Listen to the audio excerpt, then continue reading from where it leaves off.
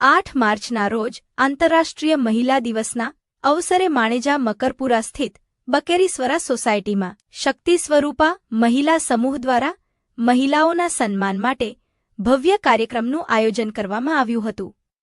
આ કાર્યક્રમમાં લગભગ 100 મહિલાઓએ ઉત્સાહપૂર્વક ભાગ લીધો હતો.